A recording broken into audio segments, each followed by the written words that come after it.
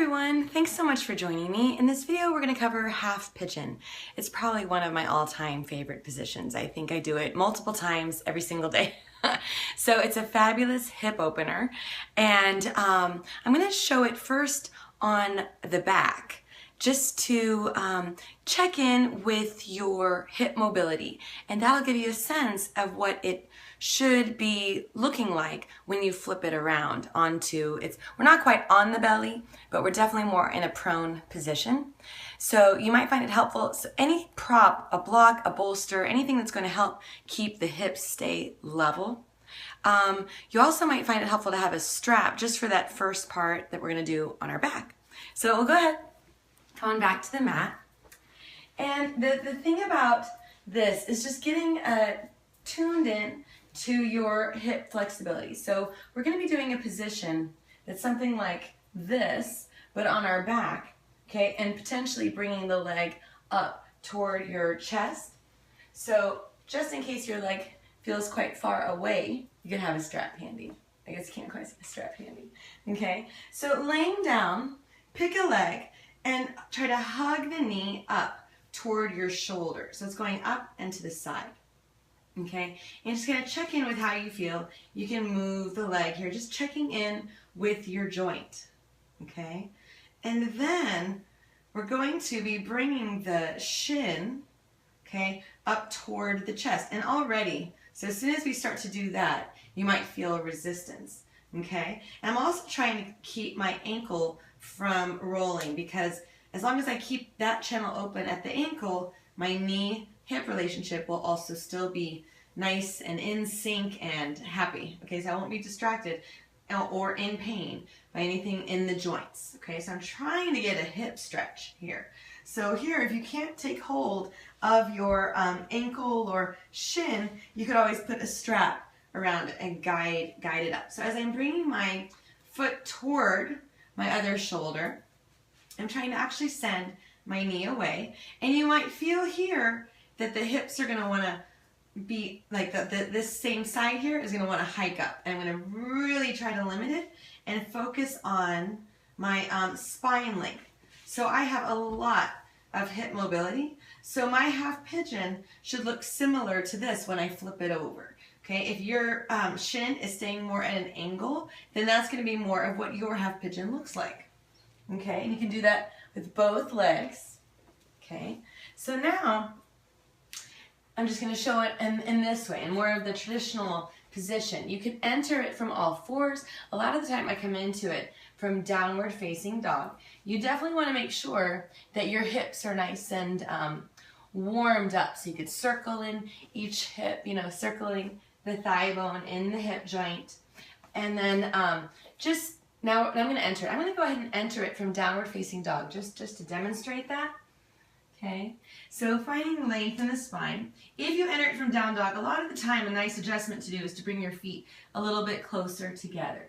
You just pick a leg, lift it up, kind of checking in with the hips, lifting and lowering. And I'm going to bend that knee. So I've lifted my right leg. I'm going to bring my right knee up toward the right wrist. Okay, so it's going over toward that same side toward the edge of the mat.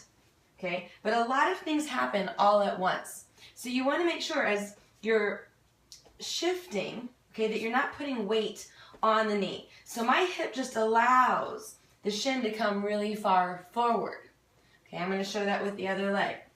So with the left, I'm going to bring my left knee toward the left edge of the mat. But I think you can see here, for my body, right, it's going to be consistent with where I brought my shin when I was on my back.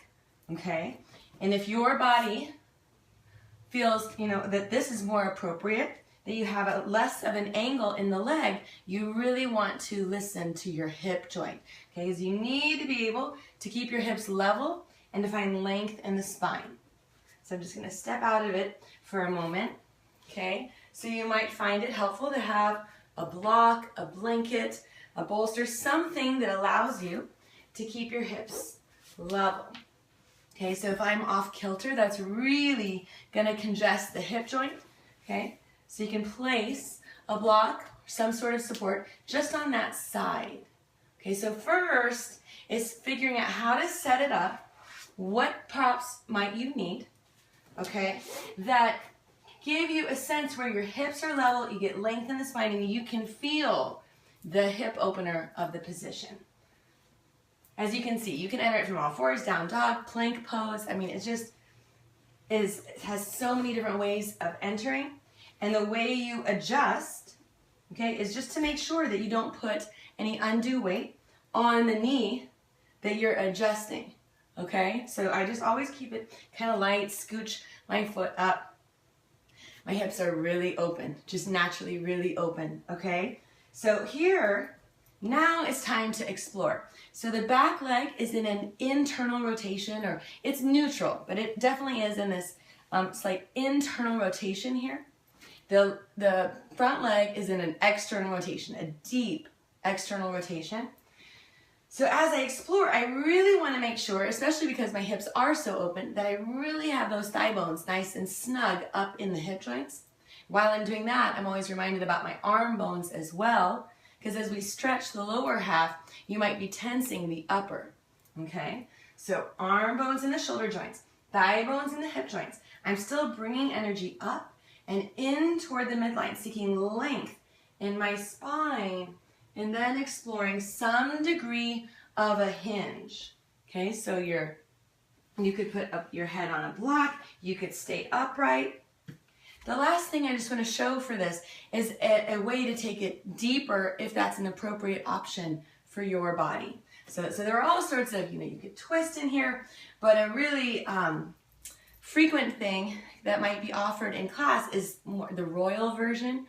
And I'm probably not going to show the full expression of the royal version, but bending that back knee, okay? What's really critical about if you choose to bend the back knee is that it doesn't become a groin stretch. So you want to still have that thigh bone nice and snug, both of them, up in the hip joints, still have length in the spine, freedom around your neck, okay? And then if you bend the knee, I think it's just best if you can catch it, catch it. If you can't, I would actually leave the leg down. Otherwise, you're struggling here, and it becomes more of a hamstring grip pose versus a quadricep stretch, okay? So for me, this is a very pleasant position. I love to do this. So I'll reach back with one or both. There's the option here. Usually I would work with a strap first, okay, and then walk my hands down. But that's just a way to expand half pigeon if that feels appropriate. When I exit, I always decrease the intensity before I exit. I also know ahead of time, do I want to go to child's pose? Do I want to go to down dog? So I know I want to think about how do I want to exit before I exit. So you're not leaving the pose out of a sense of desperation, potentially harming a joint, okay? So I want to decrease intensity. I tuck the back toes under and I shift forward, then step back. And it's a really big stretch, okay, in the hips. I love to check in between sides, okay, and just feeling the difference. And then doing the other side. So a huge hip opener with all kinds of potential to modify as well as take it up.